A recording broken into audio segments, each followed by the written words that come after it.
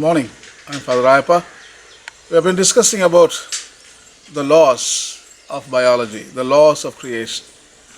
Genesis chapter 1 and 2, they talk about the laws given by the Creator to the creatures, especially humans. Humans should understand that.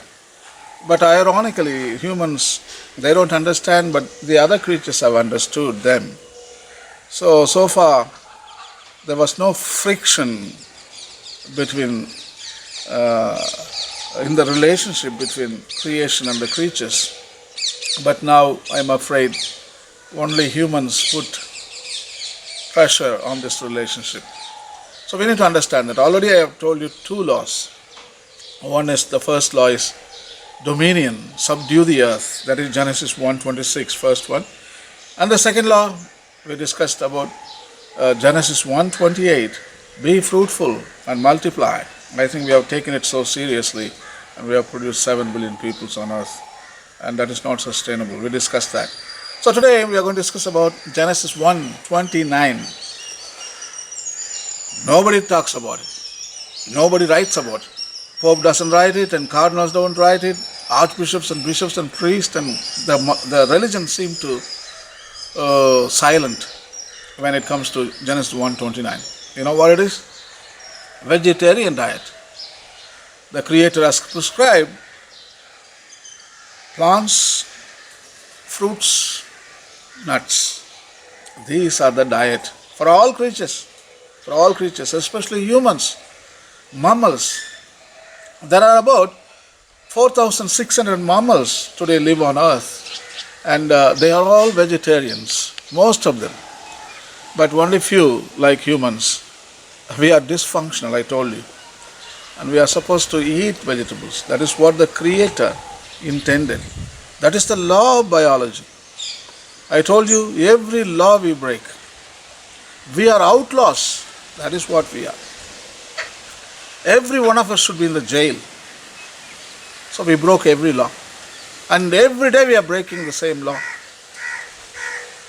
Genesis 1:29, please read it. Tells you vegetarian diet. And we don't have a non-vegetarian diet's traits in our body. We don't have a long claws. We don't have a big canine tooth. We don't have chemicals also within. We don't have taurine. Only 2 species eat of meat. One is the dog family and the cat family. So only those creatures are exempted to eat meat. So today we don't have taurine inside, the chemical which breaks the food we eat. In animals like cats and dogs, they are designed to eat meat, and chemicals inside, they can break the food easily. But for us, breaking the meat, those chemicals, we are not efficient, only vegetables. And another sign I want to tell you, if you are a meat eater, you wouldn't go and buy and come home and you put it in oil or in water, boil and eat it. You would eat right away. When you buy a raw meat, you will eat raw meat. Why you bring it and cook it and you eat it? So you have to transform that meat into something else. So you are not designed to eat meat. So lot of troubles, lot of problems. There are number of scientific researches available on the internet. You can type it, vegetarian and non-vegetarian, or non-vegetarian versus non-vegetarian researches, and they tell you very openly. And non-vegetarian people, they are more prone to anger, aggression, violent attitudes, and greed, selfishness. All those bad habits, all those bad virtues associated with the meat eaters. On the other hand, the vegetarians display compassion and empathy and non-violent attitudes, patience, forgiveness, all those good stuff. And it is not a hypothesis I'm talking about, it's a reality, scientifically proven. You know Homer, the Greek writer Homer, Odyssey. and Iliad. He wrote two epics, Iliad and Odyssey. In Iliad, Homer writes that because the Greeks, they were going and fighting with the people, those who were inhabiting in other islands. So Homer says every day they increased the meat ration the previous day of the war. Tomorrow war means today they eat meat all day. More ration will be given. Eat meat, eat meat. So tomorrow morning they have to fight with the enemy in the war. So they go and fight it because the meat gives you aggression and violent attitude and you become very angry. Even in America, the Gulf War in the 1990-91, there was a report that American soldiers were fed a lot of meat the day before the war. They ate meat so much. They always increase the meat rations so that they will eat and they get aggressive, violent and strong to fight the enemy. In every war, even in Tamil Sangakala Ilakyam also talks about it. The soldiers are fed meat before the war. So that tells you how evil we become by eating meat alone. I am telling you physical reasons, biological reasons, and moral reasons, ethical reasons. They will tell you, no, don't kill your brothers and sisters. After all, they are all belong to our family according to St. Francis.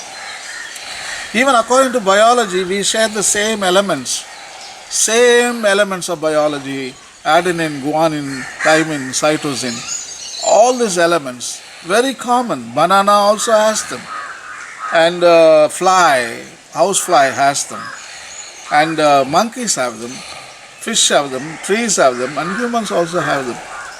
The same bloodline is prescribed in our biology. We are all brothers and sisters. When you hurt one animal, you are hurting yourself. That's what Jainism, the Indian old religion called Jainism, says. So in their scriptures, Acharanga Sutra, beautifully written, when you hurt a small ant, you have hurt the humanity and the whole world.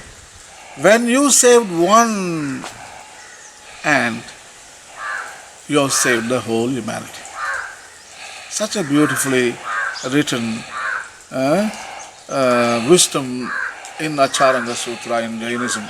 So I think we need to understand that the Creator has prescribed and we don't talk about it. Even in the sermons, we talk loud about Genesis 1:26. Dominion the earth, subdue the earth.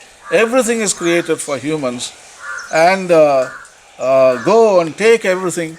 This kind of thing we shout in the pulpits and in the churches everywhere. But how many sermons you heard on Genesis 1:29 talking about vegetarian diet? I think nobody talks. Nobody talk about it. Sad, very sad, isn't it?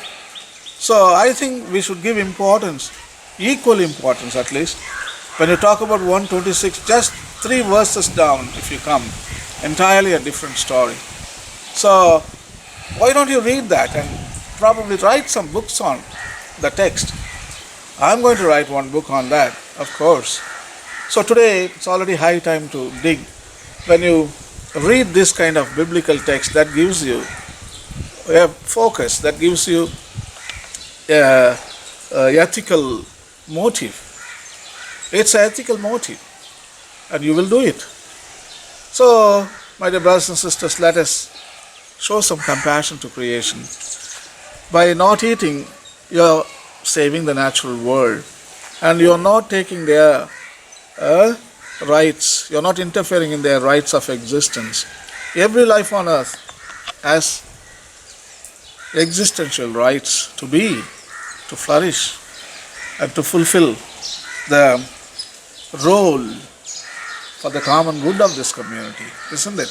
So everybody is selfish, and chicken, pigs, fish, cows, all those creatures, what we consider as food web, And they have life, and they have rights, they have pain. They also have selfishness like us. Their babies are important for them. For crow, their own chicks are important. For a snake, their own little snakes are important. Frogs, they are important for their own species. Like us, our children are important to me or for you. In the same way they also feel, no, isn't it? Isn't it? I think why we do that? What's wrong with us, with the human species? Why do you kill them? Such a bloodshed on planet Earth. When you see blood, when you eat blood, and you want to take blood again and again, there's no difference between taking a blood of a chicken or a blood of a human. It's only a matter of time. One leads to the other. Among all the convicts, 100 convicts interviewed in America, all of them, at least 95 to 96%, they told them that while they were small little children, they were abusing animals. And then they became killers. Every one of them, it started very early age. And every convict told, when I was a little child, I killed my cat, I hit my dog, I was persecuting other little creatures. So see, it started very early, and slowly it leads to homicide at last. So the killers also say that, you know, the Boston Strangler, you must have read it. Boston Strangler from America, he openly acknowledged that when he was a small little kid, he was abusing and killing dogs and cats. So slowly, and then he killed so many women, like 15 or 20 women in Boston. So I think the violent attitudes, non-vegetarian habits create violence in us. Absolutely yes. And I think we need to go back to our vegetarian diet. All our species in our genus, like orangutan, bonobo, chimpanzee, and gorilla, and siamang, and gibbons, most of the primates, most of the monkeys and apes, all of them are vegetarians. Then how come we also belong in the same family and genus? How come we are dysfunctional? Our nearest cousin chimpanzee eats only vegetarian diet. The biggest creature in our family is gorilla, eats only vegetables. Then how come we? Why? I think it is a dysfunctionality. I think humanity should become better. According to Prophet Isaiah, the chapter 11 we read so beautifully, lion will eat grass. Lion is going to become a vegetarian in the future. That is what Prophet Isaiah envisions. He wants to have a whole world vegetarian. And actually he predicts, he prophesies that whole world is going towards vegetarianism. And a lamb shall lie next to the lion. If the lion has to lie down with the lamb peacefully, I think humans should do it first. Isn't it? So Prophet Isaiah's vision, nobody should hurt anything, even for food. Non-violence. Absolute ahimsa in the future world. I think the first thing to do is we should realize that probably we could start not inflict any pain on creation. It's always from nature we learn, at least in this one time. Why can't creation learn from us? And we have got mind, and we have got heart, ecological intelligence, ecological conscience. So much of stuff we boast about our brain. Why don't you give one example? This is our chance. As I told you, all wisdom comes from nature. We learn from nature ultimately. According to that law, only lion is going to teach us. It's going to lie down to the lamb peacefully. It's not going to eat. And then we learn, wow, lion is not eating the lamb. Okay, that is the small hint that we should become a vegetarian. That is the thing what we are going to do after all. But what I am telling, let animals learn from us. Wow, this man is not killing anymore. They are all lovers of all creation. So let us also become vegetarians. So through mutations it is possible. Today the science has proven even a lion can become a vegetarian. It is scientifically true because through mutation everything is possible. Even a rabbit can become non-vegetarian through mutation. So I think our mutation, most of the mutations are very wrong, very bad. So that's what occurred in our biology a few million years ago. I think through mutation we can get out of this non-vegetarian dysfunctionality, and we can obey the law prescribed in Genesis 1:29. Vegetables, fruits, nuts. This is what the law Creator has prescribed to all the animals. So humans, read it and understand it and put it in practice, and this world will be a place with full of harmony, order and peace. And God bless you, and you have a nice day.